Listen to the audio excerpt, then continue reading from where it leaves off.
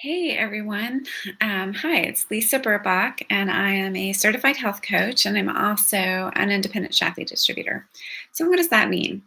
It means that I really care about people, and I want to help people live healthy lives and make their health span match their lifespan as much as possible.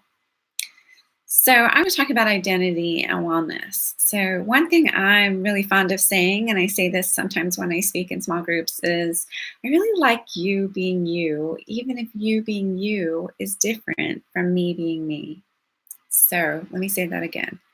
I really like you. I like you being you, even if you being you is different from me being me. Now, I also happen to believe that part of that is key to me being me, right? Because it takes enough energy to try to be myself without trying to be you, also. And you don't need to try to be me. We could just partner. And then my strengths and skills will go with your strengths and skills, and we'd be a great team. So I just believe that we should like ourselves. We should enjoy our skills and differences. So that's not always easy, right? I mean, maybe you're an artist, you're into drama, and you were born into the science family. So your parents are brilliant and introverted, and they're all about the books and the research and the study. And you're all about just embracing life and getting out there and experimentation and free spiritedness. And they just don't understand. Well, they love you because we love our children. But they may have inadvertently sent the message that there's something wrong with you. Maybe it's the other way around. Maybe you're the one who is into science and research and data and spreadsheets and graphs, and your parents are peace loving, free loving hippies, and they do not get you. And again, they love you, but they may have inadvertently sent the message that you're just weird, different, something's wrong, you're not enough, you're too much. And these messages come across all of the time from our differences. So when we see someone who is different from ourselves, instead of embracing that difference, we often look at it as, oh, they're too much.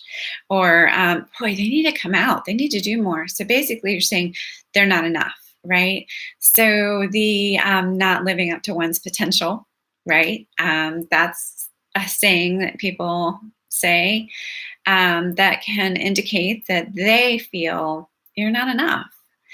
And these things wear on us. They wear on us from our childhood. They wear on us sometimes in our nucleus families, in school, teachers that say things in churches, people say things, and in the workplace and our friendships. It just happens day to day to day.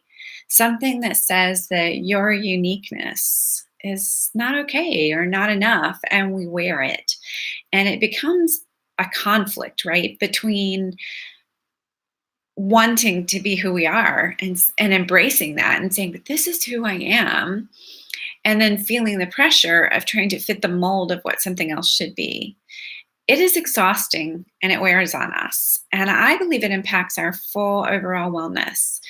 And I believe that very deeply. I believe that if you don't love you, you can't be loving to you. So why would you take care of you if you don't care about you? And why would you care about you if you're flawed, right?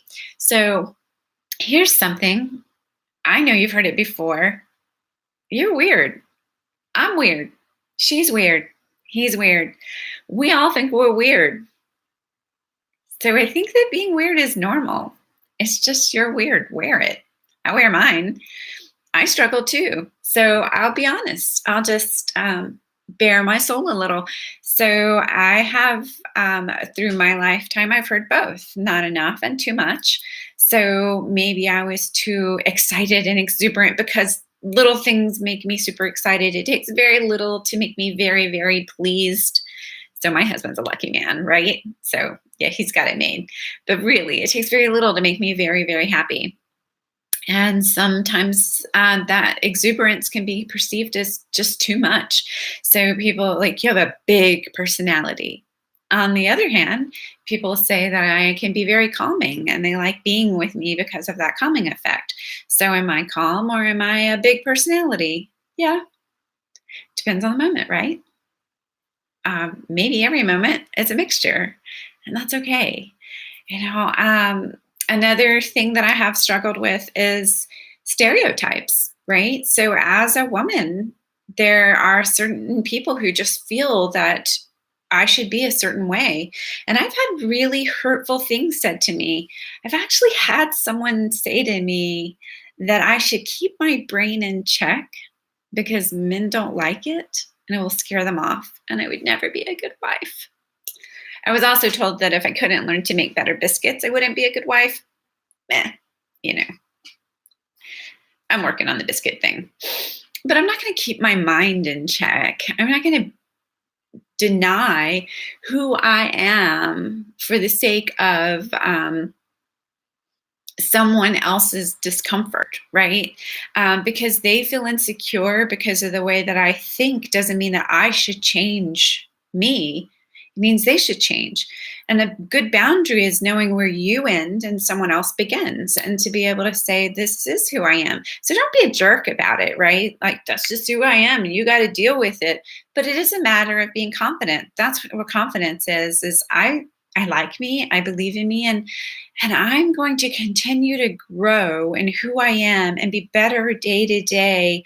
I'm going to learn more each day. I'm going to mature more each day. I'm going to have fun with life each day.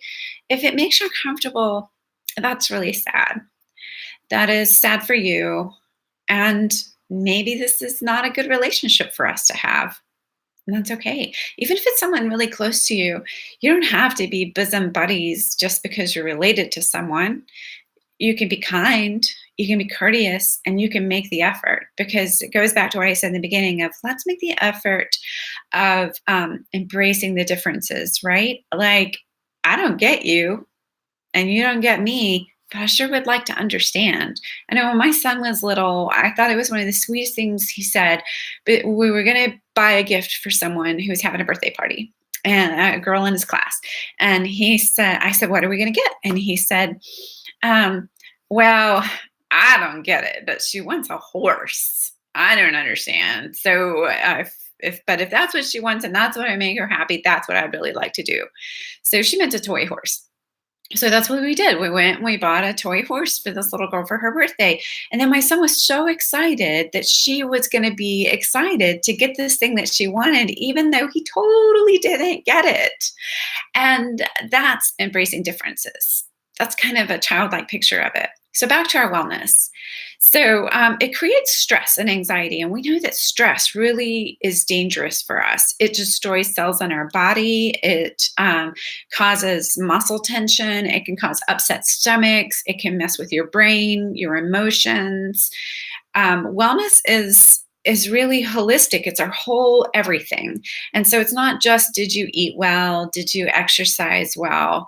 But are you taking care of yourself? Are you happy spiritually? Are you happy in your career? Are you happy intellectually? Are you happy socially? It's a wheel of health, and it all connects very deeply together. But I want to encourage you today to start with your own identity, to be able to say, I like me, and that's okay. I took a personality test. It is faith based, but it wouldn't have to be. It's called the Flag Page, and I think it's about $20. I think it's flagpage.com. But I want to tell you, it's life changing for me, because I got to see my personality in a different way. This isn't like many of the other tests. It's what makes you very happy. It's not necessarily what you're gifted at, it's where you're coming out from your soul. And so my number one thing was curiosity. It's boxes on a page, and the center box was curiosity. And I'm obnoxiously curious, and it drives some people nuts. I mean, I've had professors who would be like, any questions, Lisa? I have a mentor who was like, oh my gosh, when I first met you, I was so overwhelmed by the questions. Like, how could you ask questions about so many things? Because I do. One of my close friends, she's like, the first time we went tubing, it was crazy. She's like, well, we see wildlife. What's the temperature of the water? Are there snakes? Well, how inflated is this tube? I just genuinely want to know stuff. It's just how I'm wired because it's part of my identity. It's who I am. It's who I believe I'm created to be. And I want to be all that I'm supposed to be. But when I saw this, it just made me so happy because in my life, I have really gotten a lot of flack for being so curious, and especially as a girl. And people somehow think that a woman's mind, I'm sorry, should not function that way. And actually, it is true that, like, this test even said that it is rare for a woman to get that as their first square. And there are things that do fall in certain, like a masculine, feminine, or what have you, but those change and it's okay. You just be you. And so, anyway, back to this page, when I saw it, I was just really overcome with this fact of, like, right there in color, this is who I know that I am. So I led a women's group, and we all did this test together. And then I asked them, how did you feel about the test? And people started to cry. I thought, oh my goodness. Oh, did you feel that it just didn't match you and you were disappointed? And their reaction was the opposite. Like, no. As a matter of fact, it is me. It's who I've always secretly known myself to be and just couldn't be it because of society and family. And so I'm encouraging you that if you want to be your healthiest, most well self, emotionally, mentally, physically, it starts with your identity. You need to know who you are. You need to know what you like. You need to know that it's okay to be that. Do you ask people, well, what are you getting on the menu? What if you just got what you wanted to get? I don't think the earth will stop spinning. It'll be okay. But see, I deal with people as a health coach where we have things like losing weight, right? Because that's a common one. It could be gaining weight. It could just our physical bodies. And often those exercise, eating well, taking care of ourselves in those practical ways, those are just a symptom. And I really believe they really start over here with who am I? Do I love me? And will I be loving to me? If I'm loving to me, I'm going to eat well. I'm going to um, take a vitamin if I need to, which I tend to be low on iron, um, B and D. And even still, my husband's like, did you take it? Sometimes I didn't, but if I'm being loving to myself, I'm going to take it because my body needs it. And I want to take care of my body because I care about it, because I care about who I am. So part of that is if you have to change your physical self to be who you want to be, then you need to back up a step. I want you to love you for who you are today, and then tomorrow, love who you are tomorrow. So if that means you're 50 pounds overweight and you're not liking it, today, just love who you are. Think of things you're grateful for. Name things you're grateful for. Try saying things like, I really like my eyes. I like my smile. Pick things about yourself that you like and embrace them.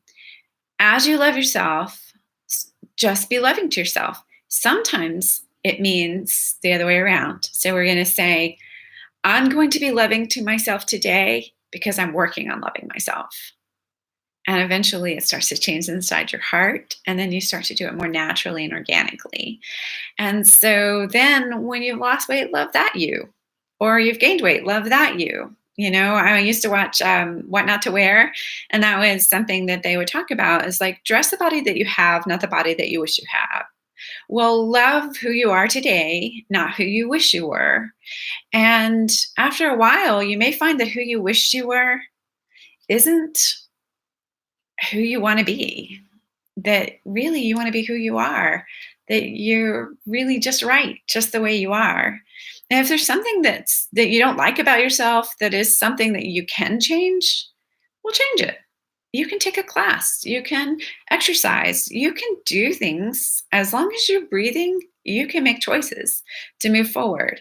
But it's all about attitude. So I'm a Dr. Sears Wellness Institute health coach, and one thing that they really utilize there is the is lean, LEAN, lifestyle, exercise, attitude, nutrition. And I work with all of those with people, but the key thing is attitude, and that's what this is all about. Is if you don't fix it here, you are going to have a lot harder time fixing it. You can white knuckle it and you can do it. You can do it for a while. Sometimes doing that makes a change here. And you have to know yourself. You have to know the way you think and you have to know your body. And that is key. But I really encourage you today to really like you. If you can, and you're struggling, think of just something today you like about you. Tomorrow, think of something else. Ask yourself, what is something loving that I could do for myself today? Maybe it's eat a healthy meal. Maybe it's take a break. Go walk around your building for 60 seconds. Deep breathe for 15 seconds. It doesn't take a lot to start taking moments of loving yourself. So that's what I wanted to talk to you about today. There's so much more to unpack here. And I hopefully will be getting into some of that in another video. But really, you love you and you be loving to you. Embrace the difference in others and embrace the difference in yourself. It is the start to wellness for you. It's the start for wellness for me. Wellness is every piece of us. So I really love you being you, even if you being you is different from me being me. And I completely embrace that in you. Thanks.